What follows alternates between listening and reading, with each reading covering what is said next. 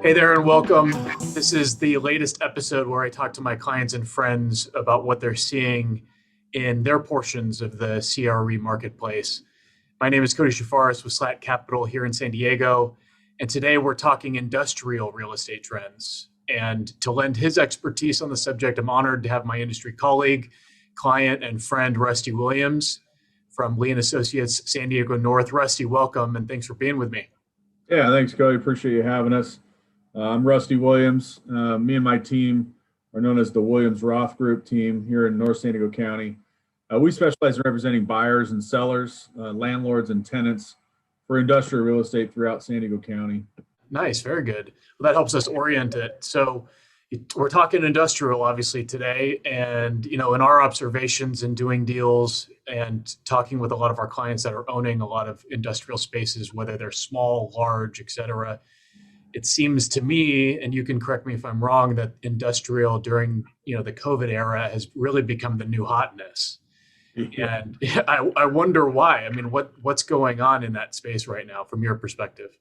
Yeah, so you're absolutely correct. Industrial is as white hot as I've ever seen it in my 18-year career.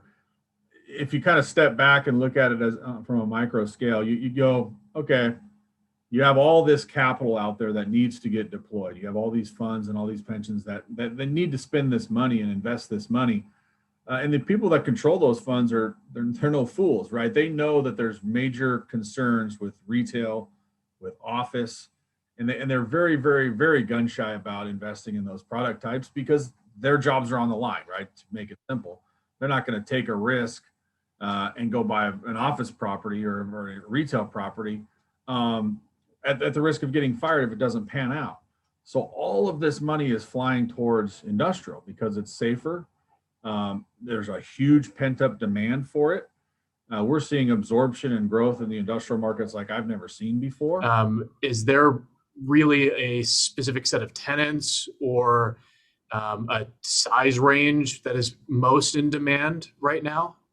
Yeah. So what's really most in demand from the industrial perspective is the logistics distribution type properties, right? The dock high loading aspect is huge, right? You have companies from Amazon, Home Depot.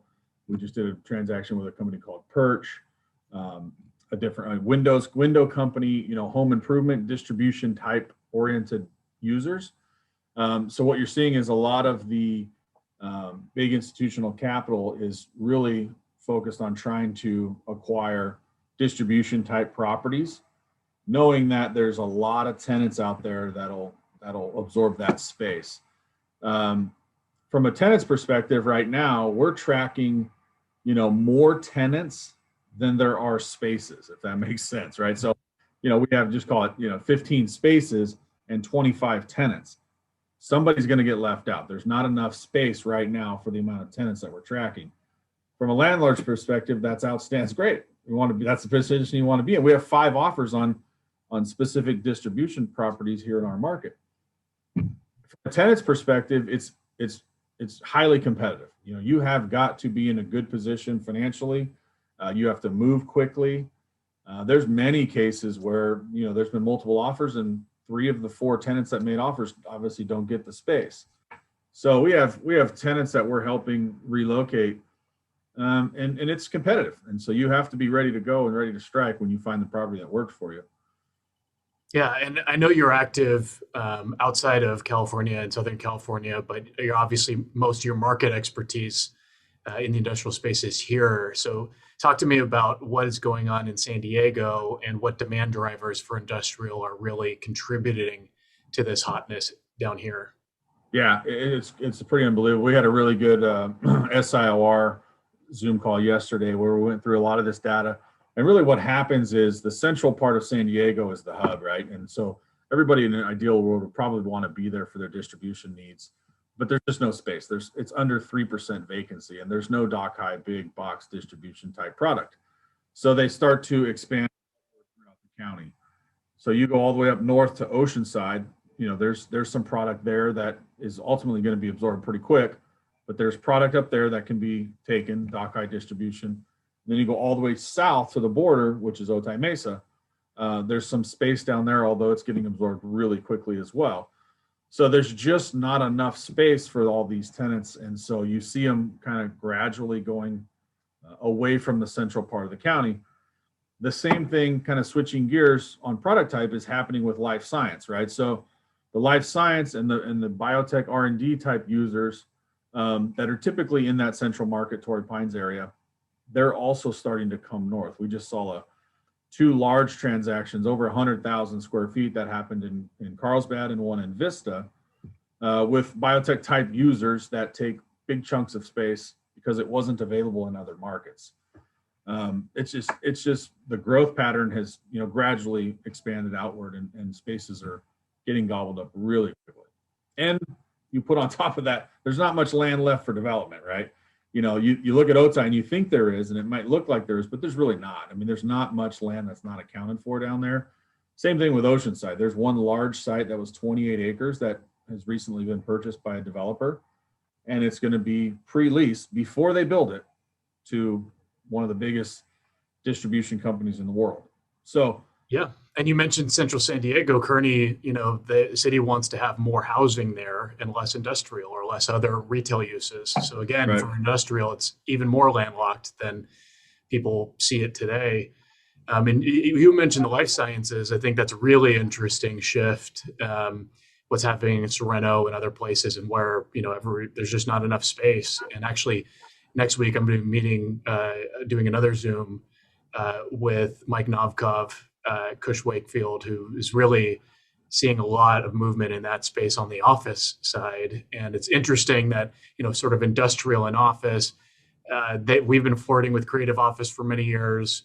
We've been doing lots of deals in that vein. Now we're talking about lab space and industrial. I think there's just a lot of room for development and value creation. It's interesting to watch.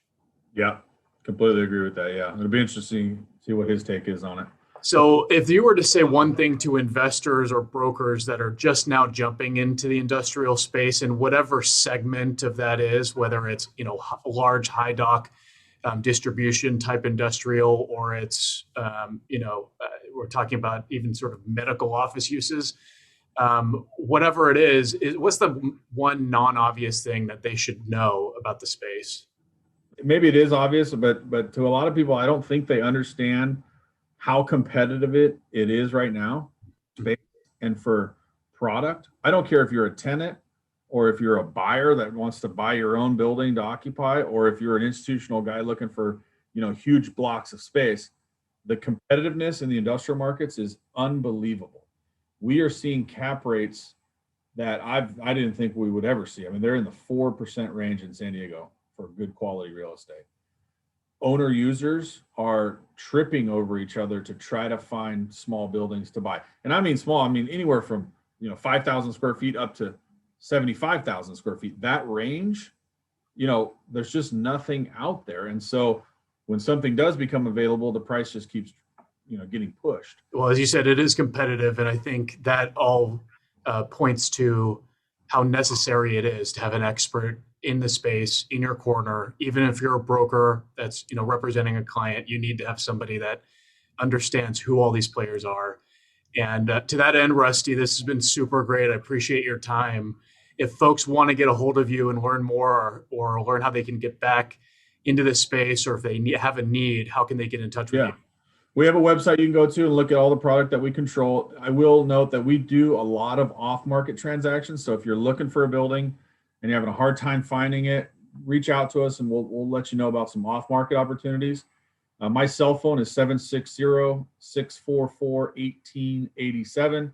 The WilliamsRothGroup.com is our website. Go there and check it out. And that has all of the team members' contact information, and we'll be happy to help you with anything we can.